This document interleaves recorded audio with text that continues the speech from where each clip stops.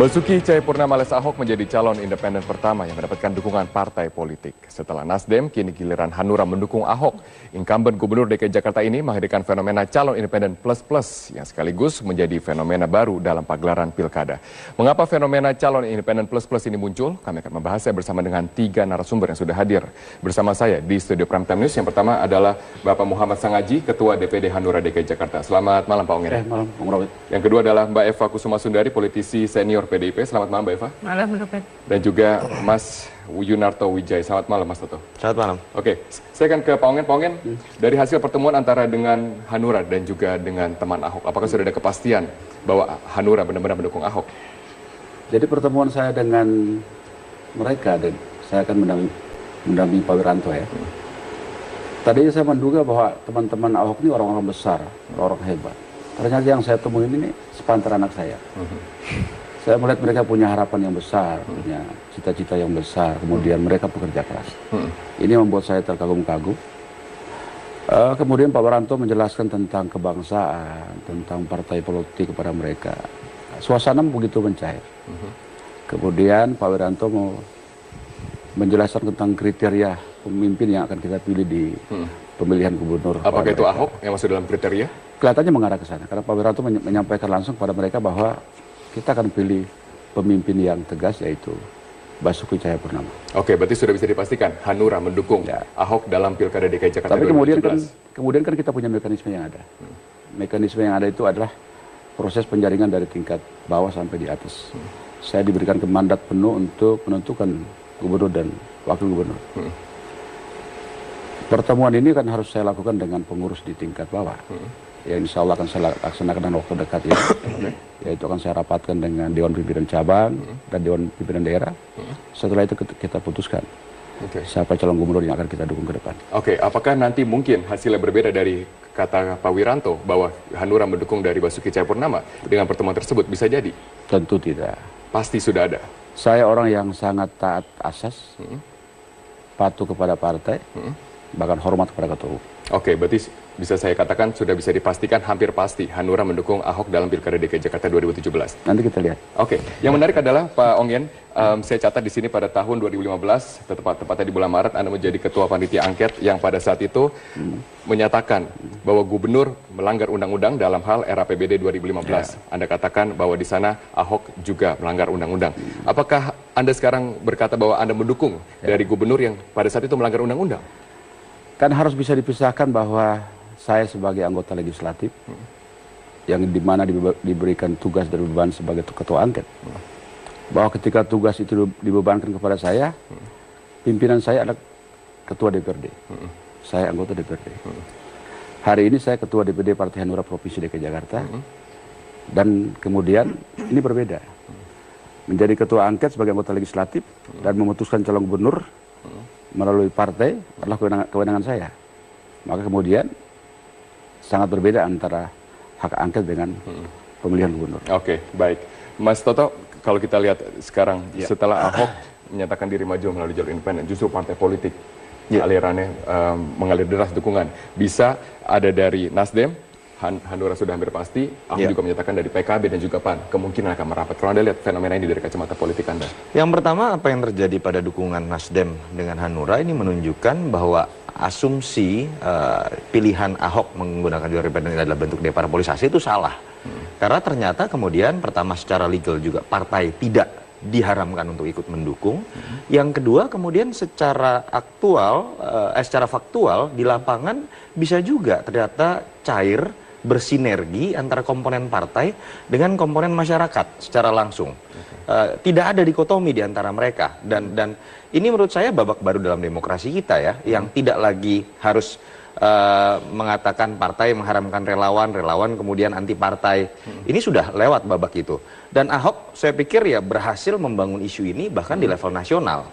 Bahwa ketika kemudian ujungnya Ahok nanti akan dimajukan lewat independen atau partai, kita tidak tahu. Dengan partai. Loh, peluangnya masih banyak loh. Ahok bisa lewat independen plus, atau kalau saya melihat belum ditutup kemungkinan juga untuk diusung partai.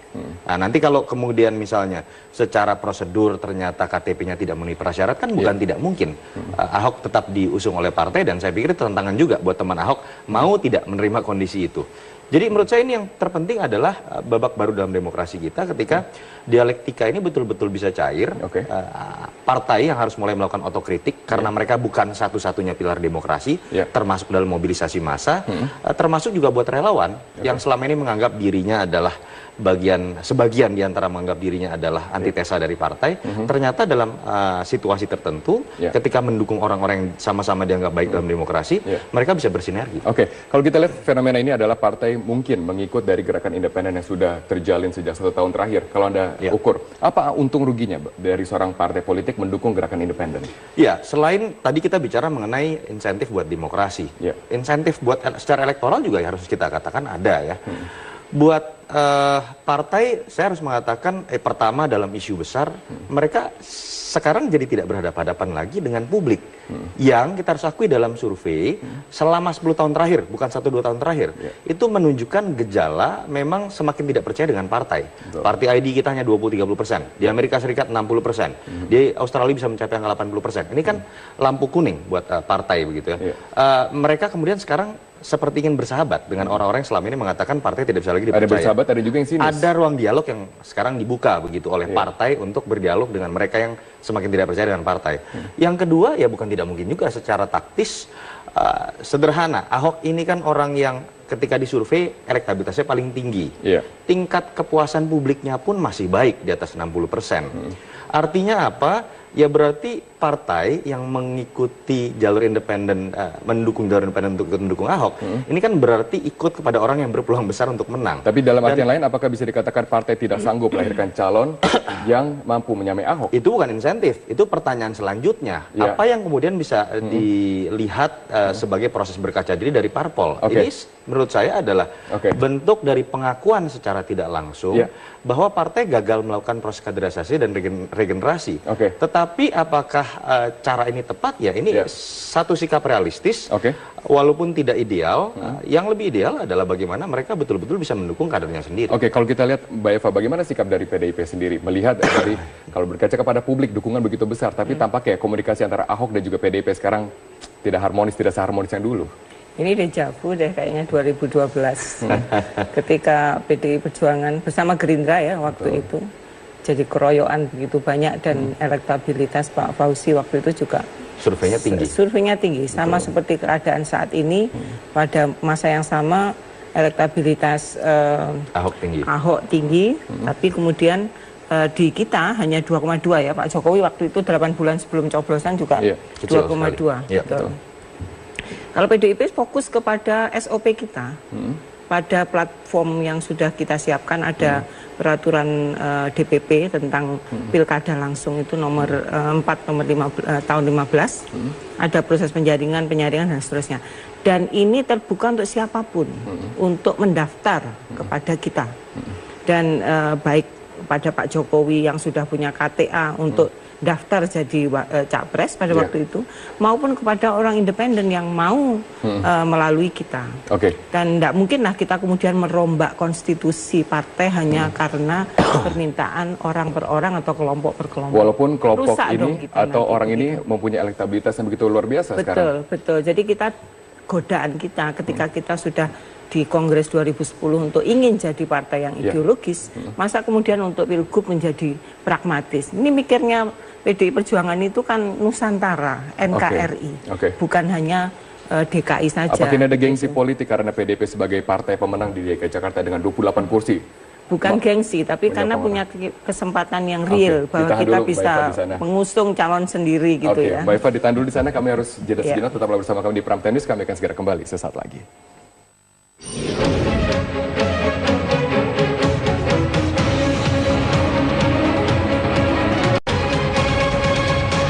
Ketua Umum Partai Nasdem Surya Paloh tidak mempermasalahkan munculnya calon-calon kepala daerah dari jalur independen. Namun fenomena ini harus dijadikan bahan introspeksi bagi kalangan partai politik. Maka kalau ada calon yang menyatakan kepingin maju bukan melalui jalur institusi partai politik, milih jalur independen. Nasdem menyatakan, monggo, silakan. Itu tidak ada masalah bagi partai Nasdem ini.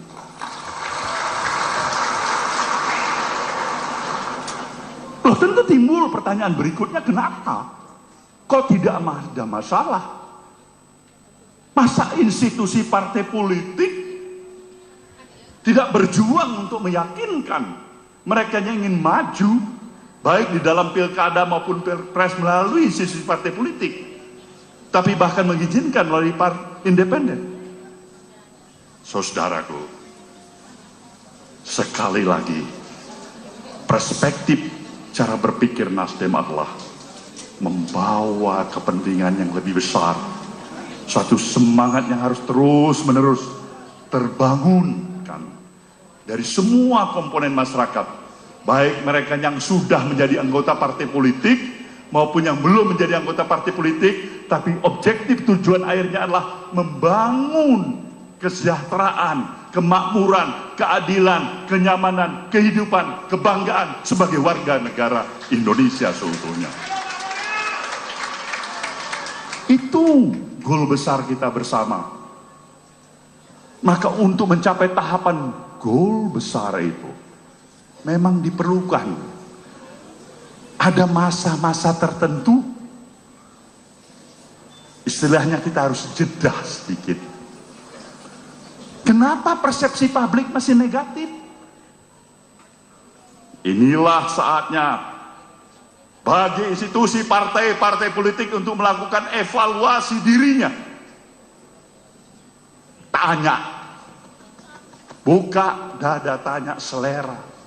Kenapa kok institusi partai politik ini belum mendapatkan respek yang tinggi dari masyarakat luas?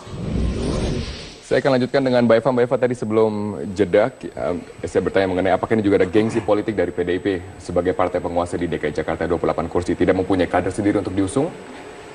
Ini bukan gengsi ya, modalitis kita memang cukup untuk mengangkat atau membawa kader sendiri, baik kader sendiri ataupun bukan ya, tetapi fraksi cukup untuk mencalonkan prosentasenya.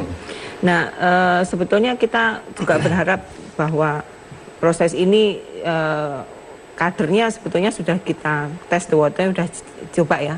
Begitu kita lempar Ganjar, kita lempar Risma, itu kan kemudian elektabilitas Ahok juga turun juga. Ini bocoran masih tinggi. Ini bocoran. Ya, ini masih, tadi bocoran. Tapi kan Bu Risma dan juga Pak Ganjar bisa kita coret karena mereka tidak mau untuk maju dalam DKI Jakarta. Ya, kalau sudah keputusan partai dan penugasan, tentu saya bilang jalan. bocoran makanya.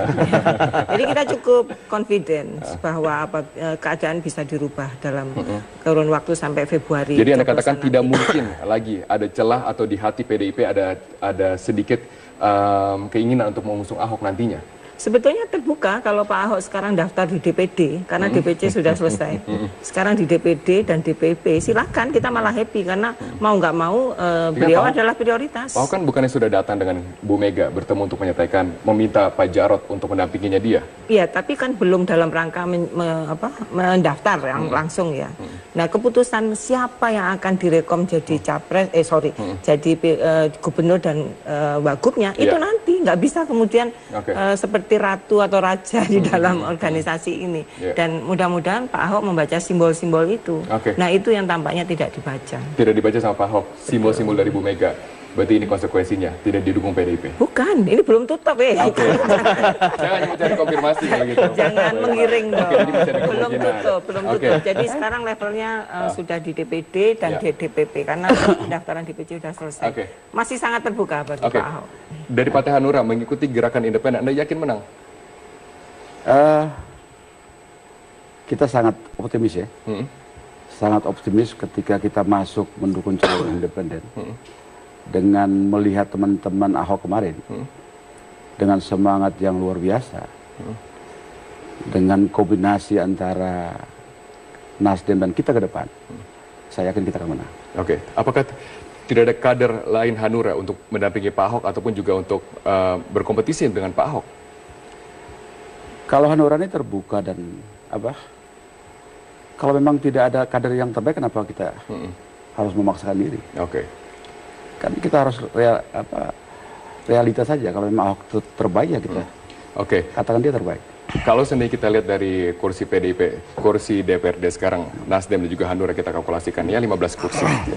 Ini tidak bisa dikonversi menjadi suara, tapi kan ini bisa lihat dari gerakan partai yang ada. Anda yakin melawan dengan misalnya koalisi yang digalang PDIP maupun juga koalisi yang digalang oleh Gerindra nanti yang dikatakan orang-orang? Ini bisa terjadi seperti tahun 2015, seperti Pak Jokowi dan Ahok. Kemungkinan bisa turun di 2017. Oke. Mas Toto, bagaimana Anda melihat nanti persaingan? Ada berapa poros nantinya Gubernur DKI Jakarta kalau kita lihat di sini? Iya, kalau sebetulnya kalau ada yang berbicara mengenai Jakarta tanpa Ahok, katakanlah sebagai pihak yang ingin mengganti Ahok begitu ya, itu akan lebih baik kalau memilih skenario head to head. Karena sejarah pilkada memperlihatkan incumbent lebih mungkin dikalahkan kalau head to head. Dan kemarin kan sempat orang kemudian tinggal melihat siapa kompetitor yang menjadi sangat kuat yang diajukan oleh orang-orang yang selama ini anti Ahok. Muncul nama Ridwan Kamil, muncul nama Risma di survei. Pak Ganjar. Tetapi kemudian kan mengundurkan diri satu persatu dan orang sempat mengatakan Ahok di atas angin. Tetapi situasi kemudian berubah lagi ketika perkawinan dengan PDIP ternyata tidak semulus yang dikira. Dan biar bagaimanapun PDIP bisa dianggap sebagai satu variabel tersendiri yang bisa membangun kutub tersendiri karena dia memiliki 28 kursi dan kemudian suaranya juga sangat besar baik di level DPR ataupun DPRD, partai penguasa. Orang ada yang bahkan berspekulasi ya sudah biarin nanti Jokowi lawan Ahok begitu kan di DKI tanda kutip begitu. Nah ini yang menurut saya masih jadi variabel yang dinamis. PDIP apakah akan membuat kutub sendiri atau tidak?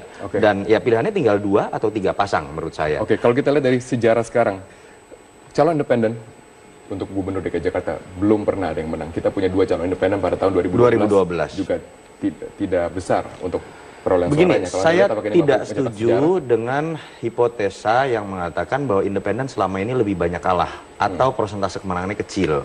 Pertama, memang yang mendaftar jauh lebih kecil dibanding dengan pendaftar melalui jalur parpol, sehingga otomatis secara persentase akan lebih kecil tingkat kemenangan. Yang kedua, secara psikologis bisa dicek di kebanyakan daerah, secara psikologis pilihan untuk maju menjadi jalur independen ini biasanya masih menjadi pilihan terakhir ketika dia tidak laku di partai. Betul. Jadi kondisinya memang yang mengambil jalur independen adalah orang-orang yang tidak kuat. Fenomenanya kan menjadi berbeda dan menjadi meledak, menjadi momentum baru di Jakarta. Incumbent yang elektabilitasnya tinggi, tingkat kepuasan publiknya tinggi, kemudian memilih jalur independen.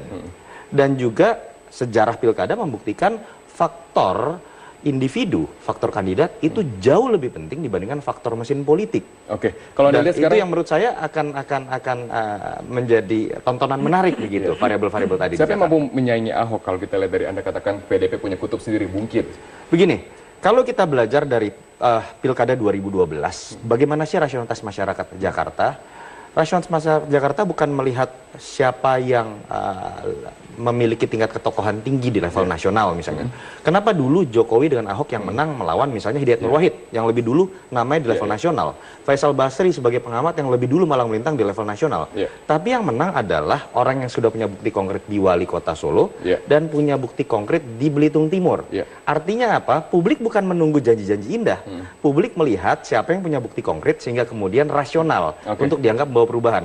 Itu juga yang menjelaskan kenapa di survei-survei awal Ridwan Kamil dan Risma yang surveinya tertinggi punya nomor 2 dan nomor 3 setelah Ahok karena mereka punya modal sosial sama seperti ketika Jokowi Ahok maju. Sampai detik ini saya tidak melihat nama-nama seperti Yusril, Haji Lulung yang kemudian memiliki modal sosial seperti apa yang dimiliki oleh Jokowi Ahok 2012 walaupun nama mereka melegenda di level nasional atau Lulung di Tanah Abang. Mbak Eva, kalau Anda katakan tadi bahwa sudah ada survei-survei untuk mengangkat nama Ahok dengan Risma dan juga dengan Pak Ganjar Pranowo, apakah mereka mau untuk maju dalam pilkada DKI Jakarta? Kalau sudah penugasan partai, kita ini semua kan petugas partai nih di PDI Perjuangan. Jadi itu merupakan penugasan dan insya Allah pasti mau ketika diminta. Bagaimana dengan Ketua DPD DKI Jakarta dari PDIP, Prabowo Sadikin?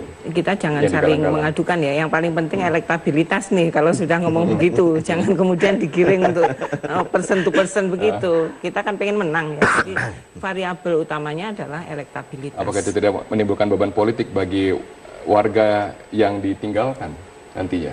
di Jawa Tengah dan Itu juga pertanyaan Surabaya. sama ketika Pak Jokowi di soal hal yang sama aja. Iya, iya. Jadi bukan soal. Kalau udah pasti menang, bukannya pinter Ahok lah. sudah pasti menang? Mana? Oke, ditahan dulu di sana Mbak Eva. Kita harus jeda sejenak, tetaplah bersama kami. Kami akan segera kembali sesaat lagi. Saya akan lanjutkan dengan Pak Ongen. Pak Ongen, jadi Anda sudah yakin bahwa Ahok akan menang dalam Pilkada DKI Jakarta 2017. Apa yang akan menggagalkan dari upaya Hanura untuk mendukung Basuki Cahayapurnama? Maksudnya? Dari konsolidasi yang terjadi, Anda katakan dari tingkat kecamatan, tingkat kota, dan juga sampai tingkat provinsi, kan ada konsolidasi dulu sebelum dinyatakan bulat mendukung Ahok. Apakah ini bisa menggagalkan dari suara Hanura untuk mendukung Ahok nantinya? Apa yang diputuskan oleh Dewan Pimpinan Pusat adalah sesuatu yang final.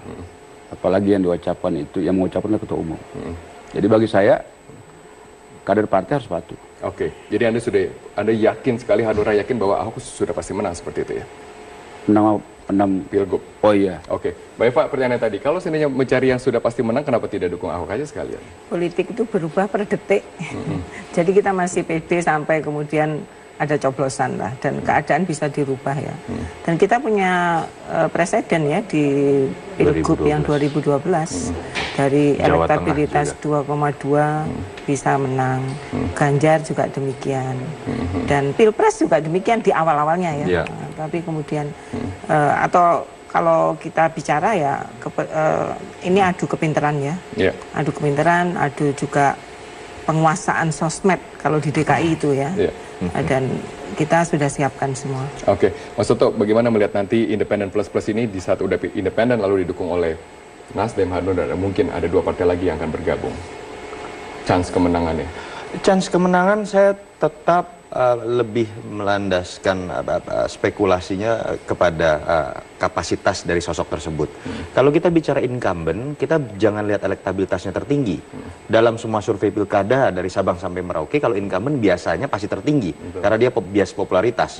Tapi ketika kita baca tingkat kepuasan publik, di situ kita baca bagaimana peluang incumbent untuk menang atau tidak. Kalau dia di atas 70%, rata-rata sejarah pilkada memperlihatkan tanda kutip, dia tiduran pun bisa menang kasarnya karena dia sudah bekerja dengan baik. 60-70% most likely dia akan menang, tapi harus bekerja dengan baik dalam konsolidasi politik. 50-60% itu lampu kuning. Rata-rata di bawah 50% itu biasanya akan kalah. Nah, yang terjadi pada Foke dengan Ahok sekarang berbeda. Foke walaupun elektabilitas tinggi dalam survei, tetapi tingkat kepuasan publik berkisar di antara angka 42-47%. Ya, itu celah ya. Sementara Ahok berkisar di angka 58-67% kalau kita lihat survei terbaru, 2 survei terbaru begitu ya.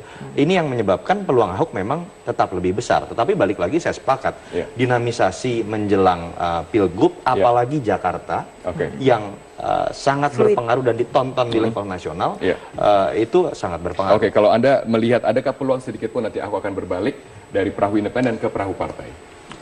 Saya membaca kalimat yang dikemukakan oleh Ahok adalah sebatas keputusan final, saya harus menyertakan nama Heru supaya teman Ahok dalam sisa waktu dan prasyarat yang berat ini bisa bekerja. Tetapi dia tidak pernah mengatakan saya sudah pasti tidak akan maju lewat jalur partai. Bahkan ada kalimat yang misalnya dikatakan, kalau bulan Juni teman-teman Ahok tidak menghasilkan suara signifikan dalam proses dukungan dan partai terlanjur marah kepada saya, resikonya ya teman-teman Ahok harus tahu saya hanya sampai Oktober 2017. Artinya yang dia tekankan adalah kalau partai marah, kalau saya lebih melihat seperti itu. Artinya bukan tidak mungkin ketika ada jeda waktu antara pendaftaran calon independen dan dirasakan tidak mungkin dan kemudian pilihan satu-satunya adalah jalur partai dan partai mau menerima, saya pikir bukan tidak mungkin. Apakah ada sinyal dari PDIP yang sekarang sedikit geram dengan Ahok akan membuat Ahok memilih PDIP nantinya maju, Mbak Eva? Komunikasi berjalan, telepon-teleponan juga terus ya, di antara para petinggi partai dengan Ahok. Dan saya sudah berkali-kali ngomong belum tutup untuk daftar di PDI Perjuangan melalui DPD maupun di DPP. Jadi walaupun kita menyiapkan banyak opsi, tetapi peluang itu tidak ditutup dari PDI Perjuangan. Jadi harapan saya mau klarifikasi di sini, PDI Perjuangan tidak pernah meninggalkan Ahok. Tapi statement-statement teman Ahok lah yang mensinyalkan bahwa nggak mau dengan PDI Perjuangan. Jarod harus keluar, gila ini. Kan itu nggak patut lah menurut saya ya. Dan mudah-mudahan komunikasi diperbaiki, ada trust building di antara dua belah pihak, dan siapa tahu ada kejutan di akhir penutupan PDI Bagaimana kalau kita Perjuangan. berbicara mengenai kejutan, Ahok lalu memilih perahu PDIP tapi tidak bisa meninggalkan teman Ahok? Ya pilihannya pada Pak Ahok itu. Saya pikir pembentukan relawan Jakarta baru itu inisiatornya PDI Perjuangan loh. Yang sekarang menjadi koordinator kawan Ahok itu adalah ex koordinator relawan yang dibentuk PDI Perjuangan di Kecamatan Kalideres. Saya komandannya waktu itu. Jadi tidak tabu dan memang tuntutan politik sekarang ya di semua pilpres itu selalu ada elemen relawan di seluruh dunia. Jadi kita tahu itu bahwa ini keniscayaan relawan kerjasama dengan PDI Perjuangan. Kalau Pak Ongen melihatnya pada saat nanti, bagaimana sikap Hanura pada saat Ahok memilih dari perahu partai, bukan perahu independen lagi? Saya cukup senang lah kalau kemudian Ahok bisa menerima itu. Dan saya membaca ada peluang itu. Karena sampai hari ini kan pendaftaran itu belum terjadi. Pendaftaran independen itu kan belum bulan Juni. Nah hari ini kan Hanura sudah masuk. Tidak tertutup kemungkinan besok mungkin PKB. Besok mungkin juga PAN. Betul. Mencukupi 23 kursi. Ini kemungkinan ini akan terjadi. Nah kita tinggal, ini kan anak-anak kita sebenarnya nih. Teman-teman Ahok, anak-anak kita yang kira-kira kita bicara baik dengan mereka, saya rasa mereka akan patuh. Saya sepakat, artinya begini sebetulnya. Memang Ahok mengatakan saya tidak mau meruntuhkan semangat anak-anak muda ini. Yang pertama, kenapa saya detik ini saya harus memilih jalur independen. Dalam konteks pendidikan politik memang menurut saya akan menjadi sebuah wow efek yang lebih terasa apabila Ahok yang sangat kuat dalam survei, lalu kemudian majulah jalur independen. Artinya proses pendidikan politik kita masuk di babak baru tadi. Buat partai ini apapun hasil kemenangan nanti itu tamparan. Ada incumbent kuat yang tidak memilih jalur partai secara resmi. Jadi saya setuju dengan Pak Ahok dalam konteks ini. Harapan saya secara pribadi, kalau dalam konteks pendidikan politik, Pak Ahok tetap menggunakan jalur independen dan lolos. Sehingga menunjukkan bahwa masyarakat bisa berdemokrasi secara langsung tanpa harus diklaim melalui jalur partai sebagai satu-satu jalur. Sementara ironisnya di sisi lain ketika kita survei, tingkat kepercayaan publik terhadap partai itu semakin menurun. Ini kan satu hal yang ironis, bahwa seakan-akan selama ini publik itu hanya karena terpaksa mengikuti proses pilkada melalui jalur parpol. Dan ini yang menurut saya moga-moga jadi babak baru ketika parpol bisa membangun dirinya dengan cara yang lebih baik, termasuk dalam membangun party ID, keterikatan dengan konstituen dengan lebih baik. Saya pikir itu gejala individualisme yang makin kuat ya. Orang nggak mau terikat dan seterusnya, sudah nggak mau diajak ngomong tentang konstitusi, diajak ngomong ideologi kayak nggak mau. Jadi gejala umum sebetulnya. Nah PDI Perjuangan pengen kita kekeh pada posisi bahwa oke lah bebas, oke lah liberal, tapi jangan sampai lupa kepada ideologi. Sebetulnya itu message-nya dan situasi kontemporer seperti ini jangan sampailah kemudian kita lepas handuk terus kemudian ikut-ikutan liberal terus nggak ngomong tentang ideologi kan gimana sebetulnya. Bagaimana pada saat ideologi dari seorang calon tidak diwadahi oleh partai? Tidak ada ideologi calon, tidak ada. Ideologi itu isme ya. Oke, baik, terima kasih Mbak Eva, terima kasih Mas Soto, dan juga terima kasih Pak Ongen. Tetaplah bersama kami, Prime Time News akan kembali. Ujungnya Ahok nanti akan dimajukan lewat independen atau partai, kita tidak tahu. Dengan partai. Loh, peluangnya masih banyak loh. Ahok bisa lewat independen, independen plus, atau kalau saya melihat belum ditutup kemungkinan juga untuk diusung partai. Nah, nanti kalau kemudian misalnya secara prosedur ternyata KTP-nya tidak memenuhi prasyarat kan bukan tidak mungkin. Ahok tetap diusung oleh partai dan saya pikir itu tantangan juga buat teman Ahok mau tidak menerima kondisi itu. Jadi menurut saya ini yang terpenting adalah babak baru dalam demokrasi kita ketika dialektika ini betul-betul bisa cair. Partai yang harus mulai melakukan otokritik karena mereka bukan satu-satunya pilar demokrasi, termasuk dalam mobilisasi massa, termasuk juga buat relawan yang selama ini menganggap dirinya adalah sebagian diantara menganggap dirinya adalah antitesa dari partai. Ternyata dalam situasi tertentu ketika mendukung orang-orang yang sama-sama dianggap baik dalam demokrasi, mereka bisa bersinergi. Kalau kita lihat fenomena ini adalah partai mungkin mengikut dari gerakan independen yang sudah terjalin sejak 1 tahun terakhir. Kalau Anda ukur, apa untung ruginya dari seorang partai politik mendukung gerakan independen? Ya, selain tadi kita bicara mengenai insentif buat demokrasi, insentif buat secara elektoral juga harus kita katakan ada ya. Buat partai, saya harus mengatakan, pertama dalam isu besar, mereka sekarang jadi tidak berhadapan-hadapan lagi dengan publik. Yang kita harus akui dalam survei, selama 10 tahun terakhir, bukan 1-2 tahun terakhir, itu menunjukkan gejala memang semakin tidak percaya dengan partai. Party ID kita hanya 20-30%, di Amerika Serikat 60%, di Australia bisa mencapai angka 80%. Ini kan lampu kuning buat partai begitu ya. Mereka kemudian sekarang seperti ingin bersahabat dengan orang-orang yang selama ini mengatakan partai tidak bisa lagi dipercaya. Ada bersahabat, ada juga yang sinis. Ada ruang dialog yang sekarang dibuka begitu oleh partai untuk berdialog dengan mereka yang semakin tidak percaya dengan partai. Yang kedua, ya bukan tidak mungkin juga secara taktis, sederhana. Ahok ini kan orang yang ketika disurvei elektabilitasnya paling tinggi. Tingkat kepuasan publiknya pun masih baik di atas 60%. Artinya apa? Ya berarti partai yang mengikuti jalur independen, mendukung jalur independen untuk mendukung Ahok, ini kan berarti ikut kepada orang yang berpeluang besar untuk menang. Tapi dalam artian lain, apakah bisa dikatakan partai tidak sanggup melahirkan calon yang mampu menyamai Ahok? Itu bukan insentif, itu pertanyaan selanjutnya. Apa yang kemudian bisa dilihat sebagai proses berkaca diri dari parpol? Ini menurut saya adalah bentuk dari pengakuan secara tidak langsung bahwa partai gagal melakukan proses kaderisasi dan regenerasi. Tetapi apakah cara ini tepat? Ya ini satu sikap realistis, walaupun tidak ideal. Yang lebih ideal adalah bagaimana mereka betul-betul bisa mendukung kadernya sendiri. Kalau kita lihat Mbak Eva, bagaimana sikap dari PDIP sendiri? Melihat dari, kalau berkaca kepada publik, dukungan begitu besar, tapi tampaknya komunikasi antara Ahok dan juga PDIP sekarang tidak harmonis, tidak seharmonis yang dulu. Ini deja vu deh kayaknya 2012 ketika PDI Perjuangan bersama Gerindra ya waktu itu jadi keroyokan begitu banyak dan elektabilitas Pak Fauzi waktu itu juga surveinya tinggi. Surveinya tinggi sama seperti keadaan saat ini. Pada masa yang sama elektabilitas Ahok tinggi tapi kemudian di kita hanya 2,2 ya. Pak Jokowi waktu itu 8 bulan sebelum coblosan juga 2,2. Kalau PDIP fokus kepada SOP kita, pada platform yang sudah kita siapkan ada peraturan DPP tentang pilkada langsung itu nomor 4 tahun 15, ada proses penjaringan dan seterusnya. Dan ini terbuka untuk siapapun untuk mendaftar kepada kita. Dan baik pada Pak Jokowi yang sudah punya KTA untuk daftar jadi capres pada waktu itu, maupun kepada orang independen yang mau melalui kita. Dan tidak mungkinlah kita kemudian merombak konstitusi partai hanya karena permintaan orang per orang atau kelompok per kelompok. Walaupun kelompok ini atau orang ini mempunyai elektabilitas yang begitu luar biasa sekarang. Betul. Jadi kita godaan kita ketika kita sudah di Kongres 2010 untuk ingin jadi partai yang ideologis, masa kemudian untuk Pilgub menjadi pragmatis. Ini mikirnya PDI Perjuangan itu kan Nusantara, NKRI, bukan hanya DKI saja. Apakah ini ada gengsi politik karena PDIP sebagai partai pemenang di DKI Jakarta dengan 28 kursi?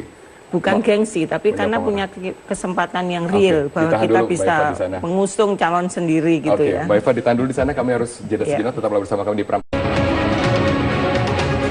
Basuki Cahayapurnama alias Ahok menjadi calon independen pertama yang mendapatkan dukungan partai politik. Setelah Nasdem, kini giliran Hanura mendukung Ahok.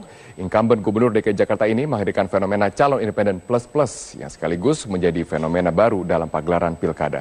Mengapa fenomena calon independen plus-plus ini muncul? Kami akan membahasnya bersama dengan 3 narasumber yang sudah hadir bersama saya di studio Primetime News. Yang pertama adalah Bapak Muhammad Sangaji, Ketua DPD Hanura DKI Jakarta. Selamat malam Pak Ongen. Malam, Bung Robert. Yang kedua adalah Mbak Eva Kusuma Sundari, politisi senior PDIP. Selamat malam Mbak Eva. Malam Robert. Dan juga Mas Yunarto Wijaya. Selamat malam Mas Toto. Selamat malam. Saya akan ke Pak Ongen. Pak Ongen, dari hasil pertemuan antara dengan Hanura dan juga dengan teman Ahok, apakah sudah ada kepastian bahwa Hanura benar-benar mendukung Ahok? Jadi pertemuan saya dengan mereka, dan saya akan mendampingi Pak Wiranto ya. Tadinya saya menduga bahwa teman-teman Ahok ini orang-orang besar, orang hebat. Ternyata yang saya temuin ini sepantar anak saya. Saya melihat mereka punya harapan yang besar, punya cita-cita yang besar, kemudian mereka bekerja keras. Ini membuat saya terkagum-kagum. Kemudian Pak Wiranto menjelaskan tentang kebangsaan, tentang partai politik kepada mereka. Suasana begitu mencair. Kemudian Pak Wiranto mau menjelaskan tentang kriteria pemimpin yang akan kita pilih di pemilihan gubernur. Apakah itu Ahok yang masuk dalam kriteria?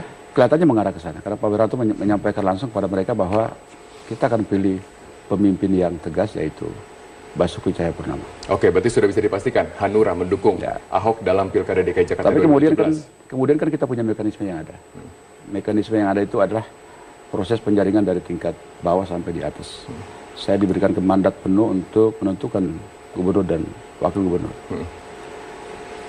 Pertemuan ini kan harus saya lakukan dengan pengurus di tingkat bawah. yang insya Allah akan saya laksanakan dalam waktu dekat ini, yaitu akan saya rapatkan dengan Dewan Pimpinan Cabang dan Dewan Pimpinan Daerah. Setelah itu kita putuskan siapa calon gubernur yang akan kita dukung ke depan. Oke, apakah nanti mungkin hasilnya berbeda dari kata Pak Wiranto bahwa Hanura mendukung dari Basuki Cahayapurnama dengan pertemuan tersebut? Bisa jadi? Tentu tidak. Pasti sudah ada. Saya orang yang sangat taat asas, patuh kepada partai, bahkan hormat kepada ketua umum. Oke, berarti bisa saya katakan sudah bisa dipastikan hampir pasti Hanura mendukung Ahok dalam Pilkada DKI Jakarta 2017. Nanti kita lihat. Oke, yang menarik adalah Pak Ongyen, saya catat di sini pada tahun 2015, tepatnya di bulan Maret, Anda menjadi ketua panitia angket yang pada saat itu menyatakan bahwa gubernur melanggar undang-undang dalam hal RAPBD 2015. Anda katakan bahwa di sana Ahok juga melanggar undang-undang. Apakah Anda sekarang berkata bahwa Anda mendukung dari gubernur yang pada saat itu melanggar undang-undang? Kan harus bisa dipisahkan bahwa saya sebagai anggota legislatif yang dimana diberikan tugas dan beban sebagai ketua angket, bahwa ketika tugas itu dibebankan kepada saya, pimpinan saya adalah ketua DPRD, saya anggota DPRD. Hari ini saya ketua DPD Partai Hanura Provinsi DKI Jakarta, dan kemudian ini berbeda, menjadi ketua angket sebagai anggota legislatif dan memutuskan calon gubernur melalui partai adalah kewenangan saya. Maka kemudian sangat berbeda antara hak angket dengan pemilihan gubernur. Oke, baik. Mas Toto, kalau kita lihat sekarang setelah Ahok menyatakan diri maju melalui jalur independen, justru partai politik alirannya mengalir deras dukungan. Bisa ada dari Nasdem, Hanura sudah hampir pasti, Ahok juga menyatakan dari PKB dan juga PAN kemungkinan akan merapat. Kalau Anda lihat fenomena ini dari kacamata politik Anda. Yang pertama, apa yang terjadi pada dukungan Nasdem dengan Hanura ini menunjukkan bahwa asumsi pilihan Ahok menggunakan jalur independen adalah bentuk deparpolisasi itu salah. Karena ternyata kemudian pertama secara legal juga partai tidak diharamkan untuk ikut mendukung. Yang kedua kemudian secara faktual di lapangan bisa juga ternyata cair bersinergi antara komponen partai dengan komponen masyarakat secara langsung. Tidak ada dikotomi di antara mereka, dan ini menurut saya babak baru dalam demokrasi kita ya, yang tidak lagi harus mengatakan partai mengharamkan relawan kemudian anti partai. Ini sudah lewat babak itu. Dan Ahok saya pikir ya berhasil membangun isu ini bahkan di level nasional. Bahwa ketika kemudian nomor 2 dan nomor 3 setelah Ahok, karena mereka punya modal sosial sama seperti ketika Jokowi Ahok maju. Sampai detik ini saya tidak melihat nama-nama seperti Yusril, Haji Lulung yang kemudian memiliki modal sosial seperti yang dimiliki oleh Jokowi Ahok 2012, walaupun nama mereka melegenda di level nasional atau Lulung di Tanah Abang. Pak Eva, kalau Anda katakan tadi bahwa sudah ada survei-survei untuk mengangkat nama Ahok dengan Risma dan juga dengan Pak Ganjar Pranowo, apakah mereka mau untuk maju dalam Pilkada DKI Jakarta? Kalau sudah penugasan partai, kita ini semua kan petugas partai nih di PDI Perjuangan. Jadi itu merupakan penugasan dan insya Allah pasti mau ketika diminta. Bagaimana dengan Ketua DPD DKI Jakarta dari PDIP, Prabowo Sadikin? Kita jangan saling mengadukan ya, yang paling penting elektabilitas nih kalau sudah ngomong begitu. Jangan kemudian digiring untuk person to person begitu. Kita kan pengen menang ya, jadi variabel utamanya adalah elektabilitas. Apakah itu tidak menimbulkan beban politik bagi warga yang ditinggalkan nantinya di Jawa Tengah dan juga Surabaya? Itu pertanyaan sama ketika Pak Jokowi di soal hal yang sama aja. Jadi bukan soal. Kalau udah pasti menang, bukannya Ahok sudah pasti menang?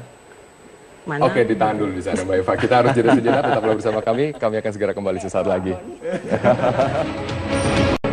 Saya akan lanjutkan dengan Pak Ongen. Pak Ongen, jadi Anda sudah yakin bahwa Ahok akan menang dalam Pilkada DKI Jakarta 2017. Apa yang akan menggagalkan dari upaya Hanura untuk mendukung Basuki Cahayapurnama? Maksudnya? Dari konsolidasi yang terjadi, Anda katakan dari tingkat kecamatan, tingkat kota, dan juga sampai tingkat provinsi, kan ada konsolidasi dulu sebelum dinyatakan bulat mendukung Ahok. Apakah ini bisa menggagalkan dari suara Hanura untuk mendukung Ahok nantinya? Apa yang diputuskan oleh Dewan Pimpinan Pusat adalah sesuatu yang final. Apalagi yang diucapkan itu, yang mengucapkan adalah ketua umum. Jadi bagi saya, kader partai harus patuh. Oke, jadi Anda yakin sekali, Hanura yakin bahwa Ahok sudah pasti menang seperti itu ya? Menang Pilgub. Oh iya. Oke, Mbak Eva, pertanyaan tadi, kalau seandainya mencari yang sudah pasti menang, kenapa tidak dukung Ahok aja sekalian? Politik itu berubah per detik. Jadi kita masih pede sampai kemudian ada coblosan lah, dan keadaan bisa dirubah ya. Dan kita punya presiden ya di Pilgub yang 2012.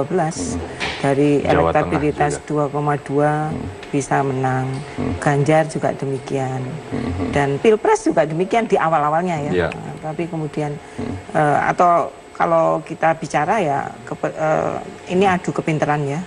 Adu kepintaran, adu juga penguasaan sosmed kalau di DKI itu ya.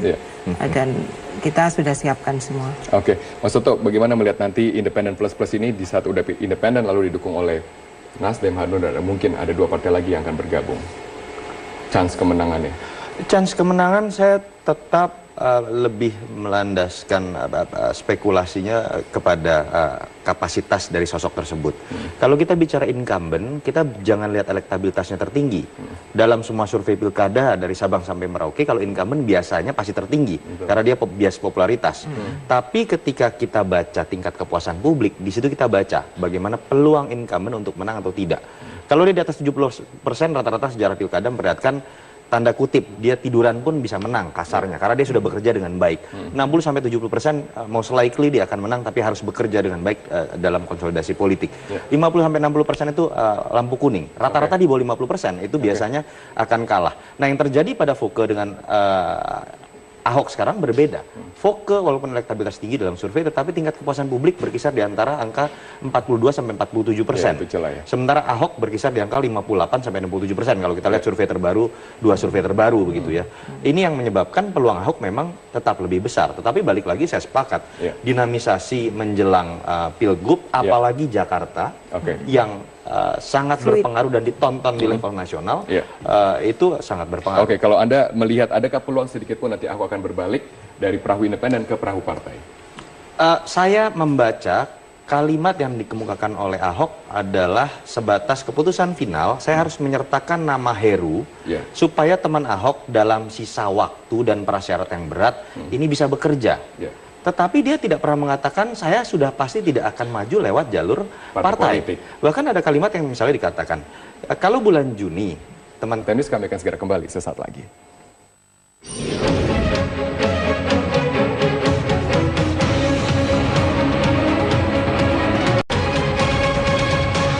Ketua Umum Partai Nasdem Surya Paloh tidak mempermasalahkan munculnya calon-calon kepala daerah dari jalur independen. Namun fenomena ini harus dijadikan bahan introspeksi bagi kalangan partai politik. Maka kalau ada calon yang menyatakan kepingin maju, bukan melalui jalur institusi partai politik, milih jalur independen, Nasdem menyatakan monggo, silakan. Itu tidak ada masalah bagi partai Nasdem ini. Loh, tentu timbul pertanyaan berikutnya, kenapa? Kok tidak ada masalah? Masa institusi partai politik tidak berjuang untuk meyakinkan mereka yang ingin maju, baik di dalam pilkada maupun pilpres melalui institusi partai politik, tapi bahkan mengizinkan melalui independen? Saudaraku, sekali lagi, perspektif cara berpikir Nasdem adalah membawa kepentingan yang lebih besar, suatu semangat yang harus terus-menerus terbangunkan dari semua komponen masyarakat, baik mereka yang sudah menjadi anggota partai politik maupun yang belum menjadi anggota partai politik, tapi objektif tujuan akhirnya adalah membangun kesejahteraan, kemakmuran, keadilan, kenyamanan, kehidupan, kebanggaan sebagai warga negara Indonesia seutuhnya. Itu goal besar kita bersama. Maka untuk mencapai tahapan goal besar itu memang diperlukan ada masa-masa tertentu, istilahnya kita harus jeda sedikit. Kenapa persepsi publik masih negatif? Inilah saatnya bagi institusi partai-partai politik untuk melakukan evaluasi dirinya. Tanya, buka dada, tanya selera. Kenapa kok institusi partai politik ini belum mendapatkan respek yang tinggi dari masyarakat luas? Saya akan lanjutkan dengan Mbak Eva. Mbak Eva, tadi sebelum jeda, saya bertanya mengenai apakah ini juga ada gengsi politik dari PDIP sebagai partai penguasa di DKI Jakarta 28 kursi, tidak mempunyai kader sendiri untuk diusung? Ini bukan gengsi ya, modalitas kita memang cukup untuk mengangkat atau membawa kader sendiri, baik kader sendiri ataupun bukan ya, tetapi fraksi cukup untuk mencalonkan prosentasenya. Nah, sebetulnya kita juga berharap bahwa proses ini kadernya sebetulnya sudah kita tes the water, sudah coba ya. Begitu kita lempar Ganjar, kita lempar Risma, itu kan kemudian elektabilitas Ahok juga turun juga. Ini bocoran masih tinggi. Ini bocoran. Nah, ini tadi bocoran. Tapi kan Bu Risma dan juga Pak Ganjar bisa kita coret karena mereka tidak mau untuk maju dalam DKI Jakarta. Ya kalau sudah keputusan partai dan penugasan, tentu saya akan bilang jalan. bocoran makanya. Jadi kita cukup confident bahwa keadaan bisa dirubah dalam kurun waktu sampai Februari. Jadi Anda katakan tidak mungkin lagi ada celah atau di hati PDIP ada sedikit keinginan untuk mengusung Ahok nantinya? Sebetulnya terbuka kalau Pak Ahok sekarang daftar di DPD, karena DPC sudah selesai.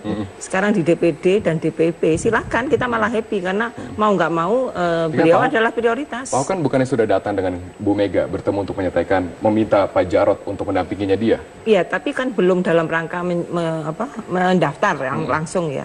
Nah, keputusan siapa yang akan direkom jadi capres, jadi gubernur dan wagubnya itu nanti nggak bisa kemudian seperti ratu atau raja di dalam organisasi ini. Dan mudah-mudahan Pak Ahok membaca simbol-simbol itu. Nah, itu yang tampaknya tidak dibaca. Tidak dibaca sama Pak Ahok, simbol-simbol dari Bu Mega. Berarti ini konsekuensinya, tidak didukung PDIP? Bukan, ini belum tutup Saya hanya mencari konfirmasi kalau gitu. Jangan mengiring dong. Belum tutup. Jadi sekarang levelnya sudah di DPD dan di DPP karena pendaftaran DPC sudah selesai. Masih sangat terbuka bagi Pak Ahok. Dari Partai Hanura mengikuti gerakan independen, Anda yakin menang? Kita sangat optimis ya. Sangat optimis ketika kita masuk mendukung calon independen. Dengan melihat teman-teman Ahok kemarin, dengan semangat yang luar biasa, dengan kombinasi antara Nasdem dan kita ke depan, saya yakin kita akan menang. Apakah tidak ada kader lain Hanura untuk mendampingi Pak Ahok ataupun juga untuk berkompetisi dengan Pak Ahok? Kalau Hanura ini terbuka dan kalau memang tidak ada kader yang terbaik, kenapa kita harus memaksakan diri? Kan kita harus realitas saja. Kalau memang Ahok terbaik ya kita katakan dia terbaik. Kalau sendiri kita lihat dari kursi PDIP, kursi DPRD sekarang Nasdem dan juga Hanura kita kalkulasikan ya 15 kursi. Ini tidak bisa dikonversi menjadi suara, tapi kan ini bisa lihat dari gerakan partai yang ada. Anda yakin melawan dengan misalnya koalisi yang digalang PDIP maupun juga koalisi yang digalang oleh Gerindra nanti yang dikatakan orang-orang? Ini bisa terjadi seperti tahun 2015, seperti Pak Jokowi dan Ahok. Kemungkinan bisa terulang di 2017. Mas Toto, bagaimana Anda melihat nanti persaingan? Ada berapa poros nantinya Gubernur DKI Jakarta kalau kita lihat di sini? Iya, kalau sebetulnya kalau ada yang berbicara mengenai Jakarta tanpa Ahok, katakanlah sebagai pihak yang ingin mengganti Ahok begitu ya, itu akan lebih baik kalau memilih skenario head to head. Karena sejarah pilkada memperlihatkan incumbent lebih mungkin dikalahkan kalau head to head. Dan kemarin kan sempat orang kemudian tinggal melihat siapa kompetitor yang menjadi sangat kuat yang diajukan oleh orang-orang yang selama ini anti Ahok. Muncul nama Ridwan Kamil, muncul nama Risma di survei. Pak Ganjar. Tetapi kemudian kan mengundurkan diri satu persatu dan orang sempat mengatakan Ahok di atas angin.